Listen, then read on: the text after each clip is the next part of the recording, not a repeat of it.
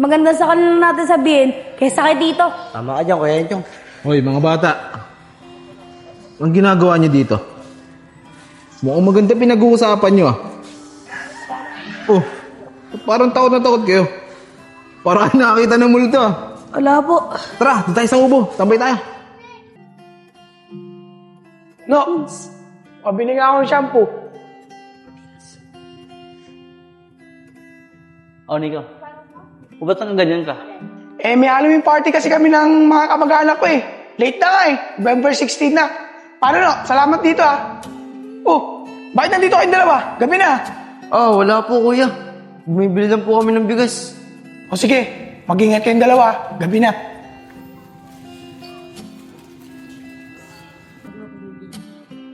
Kuya Enchong, nalilito na ako sa kanila kung sino yung killer. Kahit ako nga rin, Vince eh. Naguguluhan na ako.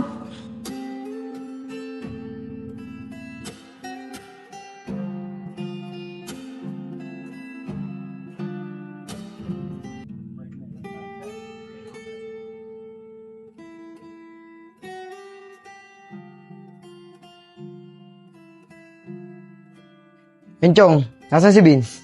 Nandiyan po sa CR dito. Sige, kala ko kasi kung nasan eh.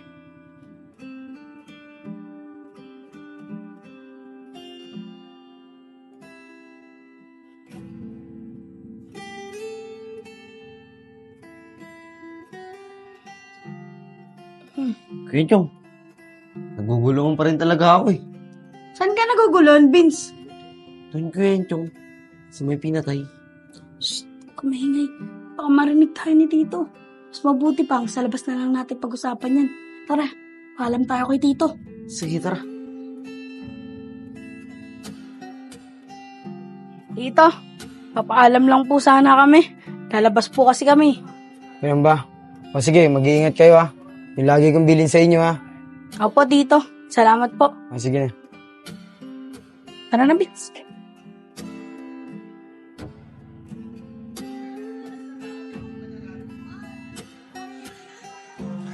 Kuya Enchong, nandiyan na naman sila. Wala mo. Basta dire-diretso lang tayo sa paglalakad. Tara.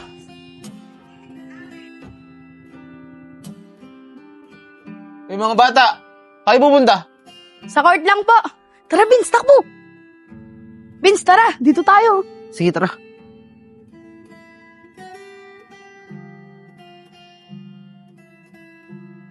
O sige, Vince.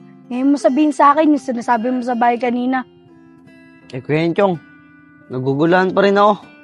Kung sino sa mga kaibigan ni Tito, yung pumatay doon sa lalaki, doon sa apartment. Vince, kahit ako nga rin naguguluhan na eh. Natatandaan mo ba yung kapa nung pumatay? Meron din si Kuya Isko, saka si Kuya Nico nun eh. Saka yung relo ng pinatay. Ayun yung suot ni Kuya Enad eh. Pero hindi ko lang sigurado. Kaya naguguluhan ako eh. Kuya Enchong, alam ko na. Pumunta tayong kubo.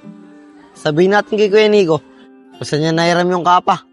At kunyari sabihin natin na nagagandaan tayo dun. At gusto rin natin magpagawa ng ganun. Para malaman natin sino nagmamayari ng kapa. At kung saan niya nahiram yun. Galing mo talaga, Vince. Tama yung naisip mo. Kapag sinabi ni Kuya Nico kung kanino yung kapa, sigurado ako, siya yung killer. Tama ka dyan, Kuya Enchong. Ano? Ang galing na naisip ko, ano? Oo, Vince, ang galing mo. Sigurado ako, mahuhuli na natin yung killer. Sige, tara na. Tara! Vince, sana nandun pa sila. Para malaman natin kung kanino talaga yung kapa. Kaya nga, Kuya Enchong. Tara, bilisan na natin. Tara. Oh, sakto, nandiyan si Kuya Nico. Tara. Kuya Nico! O bakit mga bata? Kuya Nico, may tatanong sana kami sa'yo eh. Ganun ba? O sige, mapuo muna kayo dito. Sige po. Bakit, Chong? Ano ba itatanong nyo? Kuya Nico, tatanong sana namin kung saan mo inaram yung kapa na sinuot mo kagabi. Ang ganda kasi, magpapagawa sana kami. Yung kapa ba? Hindi ko iniram yun. Sa akin yun. Vince, confirm, si Kuya Nico na. Siya nga pala. Di lang ako meron nun. Lahat kami meron nun. Pati tito mo. Ay, Kuya Enchong. Negative. Mga tol, may singsing ako sa bahay. Bigay sa akin ng tito ko. Baka gusto niyong bilhin. O kaya, sanla ko na lang sa inyo. Anong singsing ba yan, Kevin? Sabi ng tito ko, gold daw yun. Kaso, Kevin, wala kang pera ngayon eh. Vince, eto na. Mukhang si Kuya Kevin ang killer. Kasi binibenta na niya yung singsing na ninakaw niya doon sa pinatay niya. Kaya nga, Kuya Enchong. Baka si Kuya Kevin na nga yung killer. Bin, pwede ko ba makita yung singsing? Baka magustuhan ko yan. Ako na lang kukuha. Oo naman, tol. Sige, tara, punta tayo sa bahay para naman makita mo. O sige, tara. Tara, dito muna kami Tol, dyan muna kayo. Mga bata, Dito dyan muna muna kami, kayo. Nico.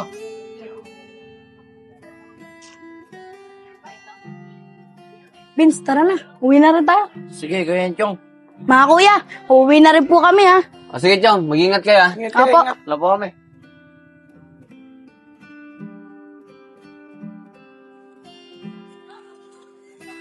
Hoy, Nico.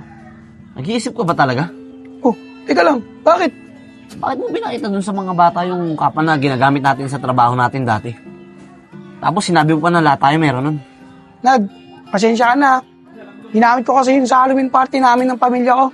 Eh, hindi ko naman nakalain na makikita nila ako eh. Sige na. Basta sa susunod, mag-iingat ka. Mapapahamak tayo ng dahil sa'yo. Pasensya na ulit. Dito na po kami, Tito. Oh, gabi na. Saan kayo galing? Diyan lang po sa court, Tito. Sige na, kumain na kayo.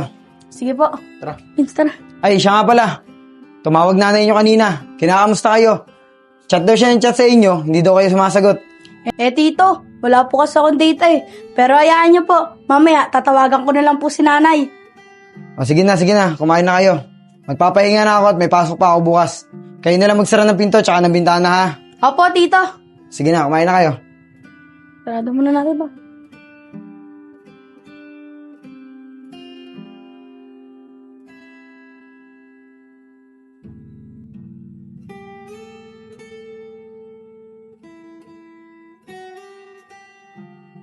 Bench.